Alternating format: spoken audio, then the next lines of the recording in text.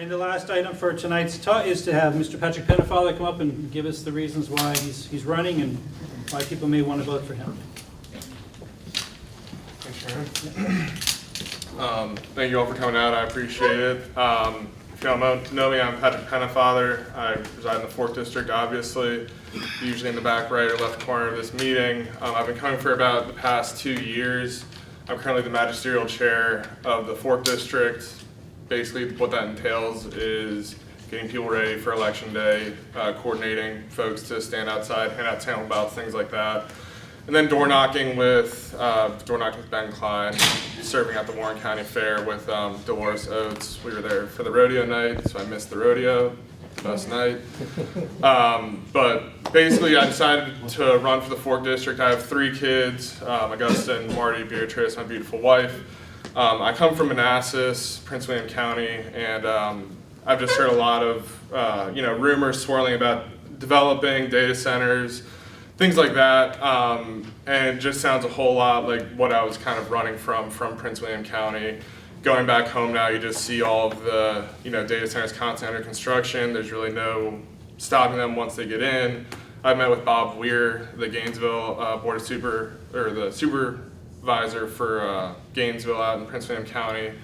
So we had a long chat a while ago about it, just kind of going through it, and it's just something that I really don't want to see in the county. I want it to stay rural. That's why I came out here. I want my kids to have the same opportunity to grow up in a rural community, and surrounded by people with similar values, things like that.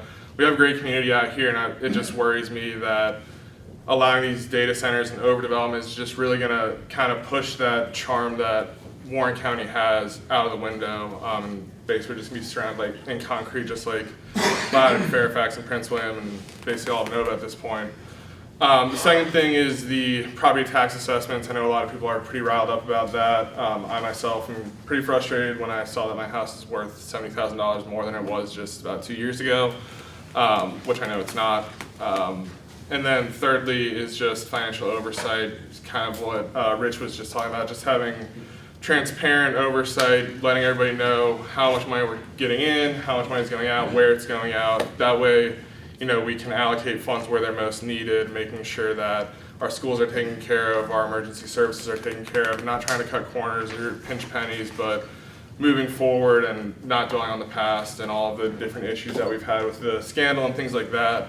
But not dwindling on that, having a clear vision to move forward together as a community in order to just make Warren County great and drive tourism, make sure that people come here, see our beauty, see the river, see the mountains, and just bring people to the land that we love, share it with them. They don't have anything like this in Nova. And I know I go up there all the time. I drive up there for work, drive there to see my parents still. And they just don't have anything like this really. So just preserving the land and making it a community where we can raise our children, work, play, do all the things that we love to do. So that's really it. Want to keep it pretty brief. Don't want to keep you guys too much. Most of us have families to get back to, including myself. So with that being said, I'll just open up to questions. Yeah, like questions. Tom? Do you call? Yeah, you can call. Go. So it's become increasingly clear to me that in addition to the issues with the accountability with the library and the scandals and everything else like that, that the actual county employees, the bureaucrats, are not aligned with the values of the community, of the majority of the community, and feel as though they're yet still empowered to allow events that we don't like, that the community wouldn't like. For outsiders, the Pride Parade comes to mind, or otherwise are messing with things like the negotiations between the library board and the library. And I'm just wondering whether, as a supervisor, you would be open to perhaps a restructuring of local government or doing something to replace the entrenched bureaucracy of Warren County with something a little bit more young and a little more in alliance with our point of view. Right, yeah, so one thing I don't want to do is just go in and gut the system. The big thing that I do want to really see is just digging into it and seeing what's actually truly necessary and what's not necessary. I don't want to necessarily go in there with the chainsaw and just start hacking people away when I don't truly understand their function in the government. I want to be making informed decisions. So that entails, just sitting down with people, understanding, why is this person on the taxpayer's dollar? why are we allotting this much, these resources to them? So just being careful about what we are expending and what we're expecting from our elected officials, and making sure that the bureaucracy is in line with what we want out here in Warren County. So I think that, again, that has to do with some oversight, just making sure that the taxpayer, the officials, the public officials are staying in line with the vision that the residents of Warren County have for Warren County, not trying to diverge this way or that, but, going in lockstep with the people who get us elected to make those decisions on their behalf. Other questions? I have a question. Yes, ma'am. As Sheriff of Warren County, I've been recently going through the budget process, and I asked the same question of the other candidate. And we're struggling over all departments and divisions in Warren County government, and everybody is fighting over this small piece of money. And there's been needs and financial strains, probably heading back before the EDA scandal. And our community is going to probably feel the aftershocks and after effects of that for many, many years. Have you thought of any solutions for any kind of new revenue streams that can offset the increase in taxes that we're feeling, help fund the things that all of our divisions need? One of our biggest expenses is salaries, of course, but right after that is technology. And we can't keep up with all the technological needs we have and the upgrades and keep all of our systems running and do it effectively and efficiently without more revenue coming in. So do you have any thoughts, ideas on what can bring us revenue so we don't have to raise taxes? Yeah, absolutely. Thank you. I actually didn't recognize you without your uniform on, Sheriff, but great question. So first of all, thank you to the first responders. I should basically get a frequent flyer card for the ER at this point, because with 3 kids, I'm there 4 times last year. But, I think that 2 things come to mind. One is looking, again, closely at where we're currently spending money and taking the things out that we don't need and reallocating them to what we truly do need. And the first responders are really at the top of that list, because we can't have a safe community. We can't take care of people. And I know this past weekend, all of our fire and rescue is out with, some issues. So if, so if something else were to come up, what would we do? So that's definitely top of mind. And I think that those first responders definitely do need help, retaining people in the county and things like that. So in addition to just taking a look at where we can cut spending and then reallocate it, also just taking advantage of what we already have, which is a lot of tourism revenue. And Dr. Jameson did a great job showing where we're at, really without even trying. I mean, we're at $85 million in tourism revenue without trying, really. I mean, we just get the Nova crowd already. So putting things up as far as marketing, things out like that. I mean, I hear ads for West Virginia all the time. Why can't we do something like that for Front Row to drive tourists here? Make attractions here to keep driving that. And in the comparison, I think that other town in, was it Arizona? I mean, they're making, what, 145? 2 billion. So a lot better. So driving that, and then once we have those income streams, the infrastructure is all there. I think, in my mind, it's just a matter of marketing and getting it out there. That would give us a good benchmark to continue growing, continue funding what's truly needed. And then in addition to that, we have the inland port, and I think that manufacturing is going to take a much longer time to actually get in or want to move near the port, but it makes logical sense to me that somebody who's manufacturing goods wants to ship them, and with the port there, I mean, that's a great opportunity. Plus, we're on 81 and 66. I mean, I don't know why you wouldn't want to be here as a manufacturer. Obviously, that takes a bit longer to establish, so in the meantime, I would say relying on the tourism revenue that we have the infrastructure for, and just growing that as much as we can. But I think the problem is that I just proposed on Tuesday is that you want to look at cutting existing spending that's in the county, but I just had to propose on Tuesday that I have to cut 5 positions and take vacancy savings, because I can't get cops that want to come, or qualified cops that want to, that we can hire. Right. But I'm being trying to find solutions so that we can keep up and get Mhm. technology. We need a records management system. We have a compaction issue, but I'm either going to do without Mhm. or I'm going to have to pause or freeze 5 positions. So reallocating within the county, and if we keep on cutting, we're doing Mhm. flat funding. Right. And we have antiquated systems and it's Mhm. kicking the can down the road. So Mhm. I don't know if that's an option to look internally what Right. we're doing. Plus, I don't understand one of the comments that you made in one of your articles about the EDA debt being pushed onto the schools. Mhm. I know the county has taken on the debt of building the schools. Mhm. So I didn't understand that either. Mhm. So that first part of your answer, I'm really scratching my head on a little bit. As far, On that. just as far as looking at the budget and seeing where we can Yes. reallocate things. Well, I mean, I'm not saying that we look at the first responders first to reallocate funds in there. I mean, the county is responsible for a lot of other things too. And like I said, I think the first responders really should come first because they're the ones that are there when we need them most.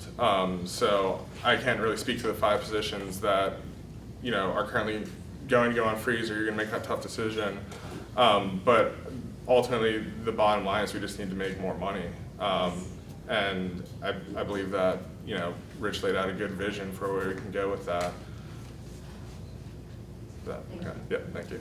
Yeah, we've got 2 questions. One, will you at any opportunity vote to reduce the personal property and/or property taxes? So that kind of goes in line with the property tax assessments. The higher the property tax assessment is, the higher the tax on that property. Now, the Board of Supervisors, I mean, I appreciated it, but they lowered the taxes in order to kind of Yeah. offset that. But I think that by bringing those property tax assessments down, it will in turn lower the taxes on that. But do you support lowering the percentages charged across the board for both of those taxes?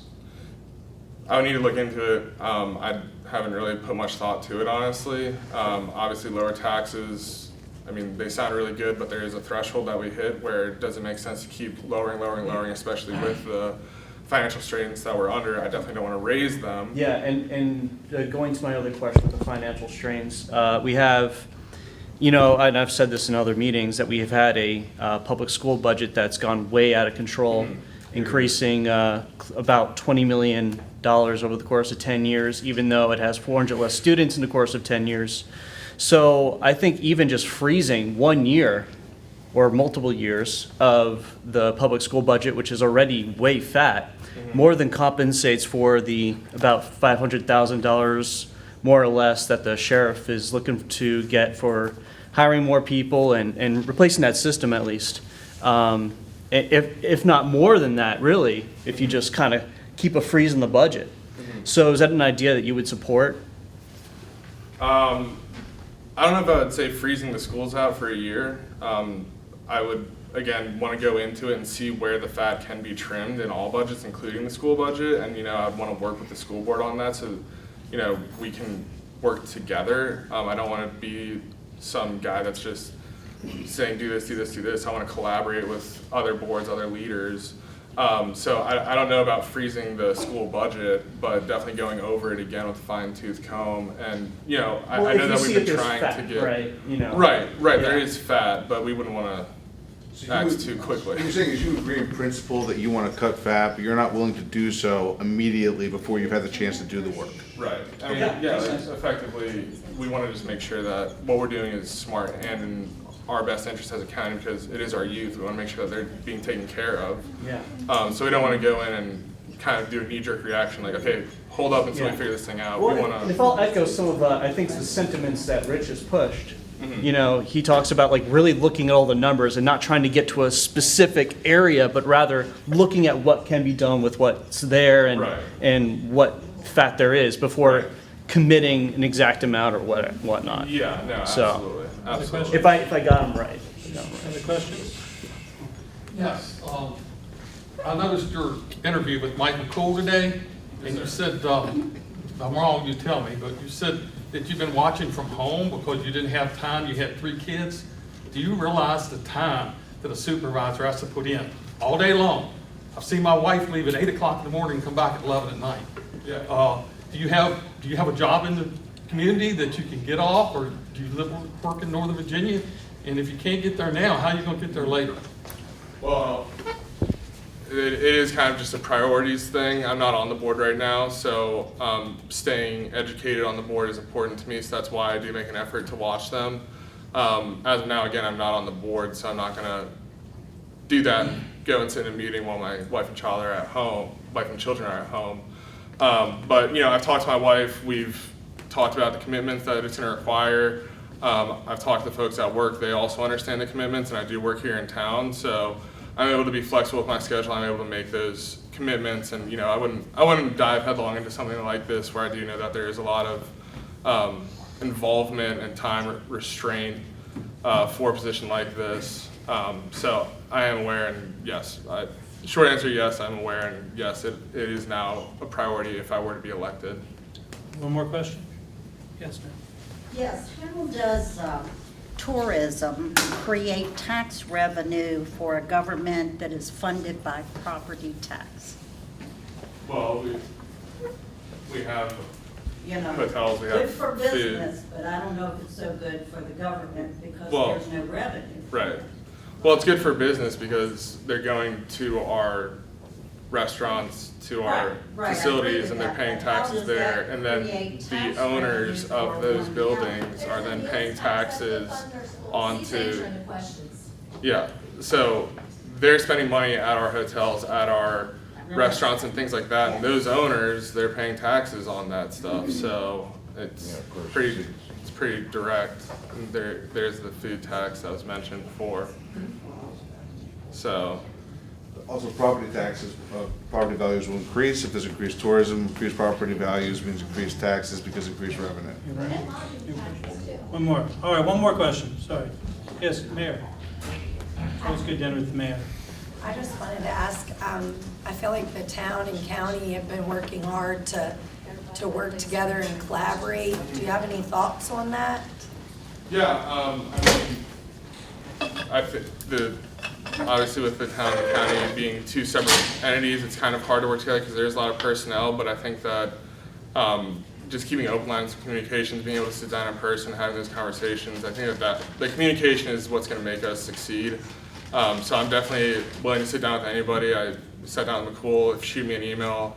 I usually try to do things face to face rather than over the phone or through email. And it would be the same on a county level. It's just, I feel more comfortable face to face and read a person better face to face. And I think that business gets done face to face, not necessarily over a phone or over a Zoom or something like that.